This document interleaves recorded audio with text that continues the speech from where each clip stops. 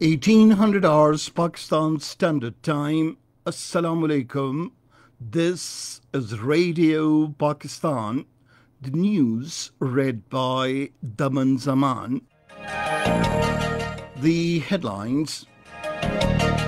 More than 3,000 new coronavirus cases and 93 deaths have been reported in the country during the last 24 hours.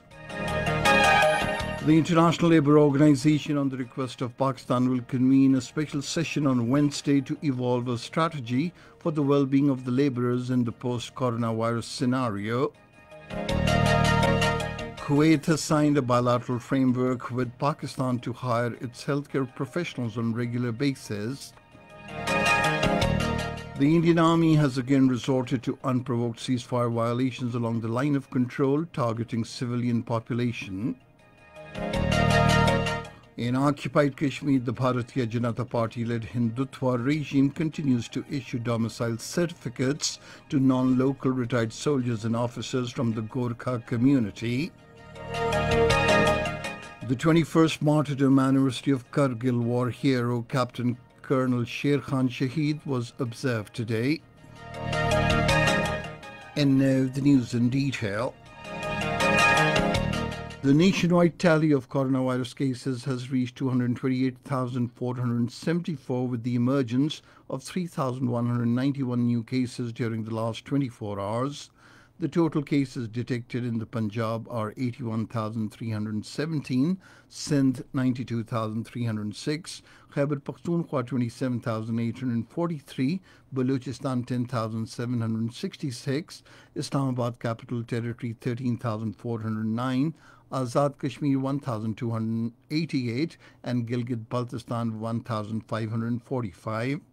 139,830 patients have so far recovered from the infection. The deaths toll from the virus stands at 4,712, with 93 deaths reported over the last 24 hours. 22,527 corona tests were carried out during the period. The number of coronavirus cases across the world has surpassed over 11 million, while the pandemic has so far claimed more than 534,192 lives. The United States tops both in the number of cases and deaths with over 2.9 million cases and more than 132,327 deaths, followed by Brazil with over 1.5 million cases and more than 64,365 deaths.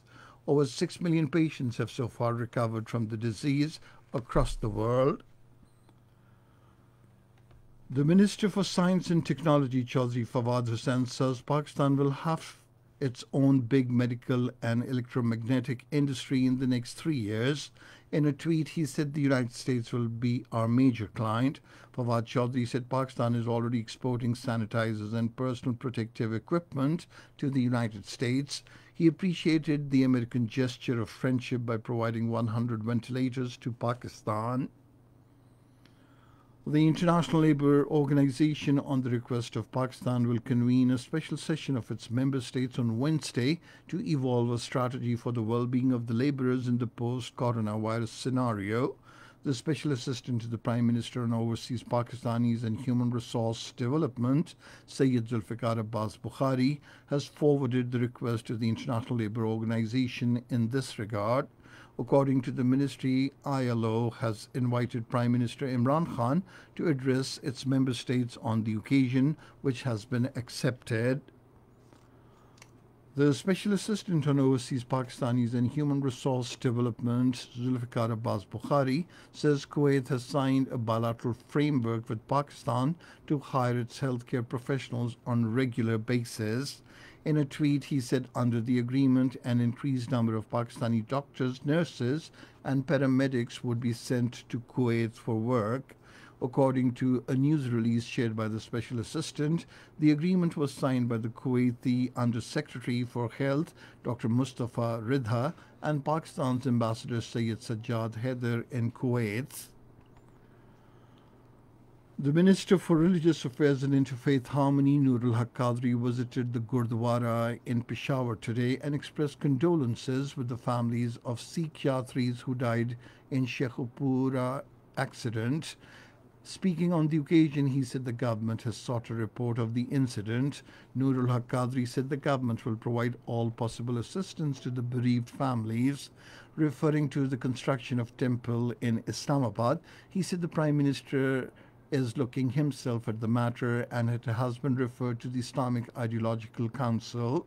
The minister said plot for the construction of the temple was allotted in 2017 by the previous government. This is Radio Pakistan. The Indian Army has again resorted to unprovoked ceasefire violation in Buttal sector along the line of control targeting civilian population. According to ISPR, the Indian Army used mortars and heavy weapons, due to which a 22-year-old civilian sustained injuries. The Pakistan Army troops responded effectively to the Indian firing. The Azad Jammu Kashmir Prime Minister Raja Mohammad Farooq Haider Khan has appealed to the international community to play its effective role in stopping the brutal repression on the Kashmiri people by the Indian forces, who have been struggling for their inalienable right to self-determination. Talking to the media in Muzaffarabad, he said the issue of Kashmir needs urgent attention of the international community for establishing durable peace in the region. The Prime Minister said India has intensified its brutalities on the Kashmiri people in occupied territory, and the recent killing of Bashir Ahmed Khan by the Indian troops is an eye-opener for the civilized nations criticizing the role of the world community. He said it is the right time for serious diplomatic efforts on Kashmir to apprise the international community of the grave situation obtaining in occupied territory. In occupied Kashmir, unrelenting military siege and crippling lockdown imposed by the fascist Modi regime of India on 5th of August last year completed 11 months today.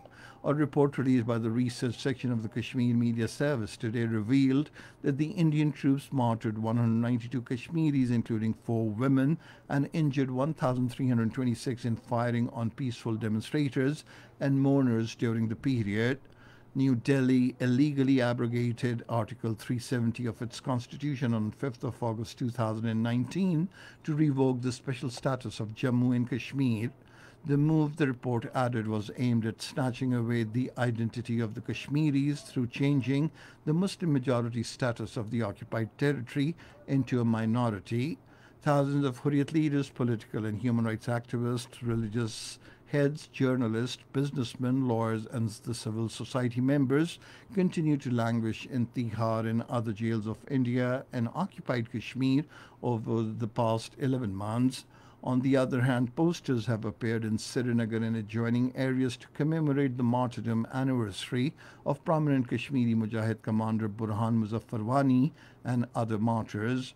Burhan Muzaffarwani was extrajudicially killed by the Indian troops in Kokernag area of Islamabad, Anantnag, on the 8th of July in 2016. The posters were pasted by a youth organization, Muzahmati Youth League. The Bharatiya Janata Party-led Hindutva regime has started issuing domicile certificates to non-locals. Majority of them are retired soldiers and officers from the Gorkha community. According to the Indian media, about 700 certificates have been issued in the occupied Kashmir Valley. Many of those who received these certificates are former Gorkha soldiers and officers.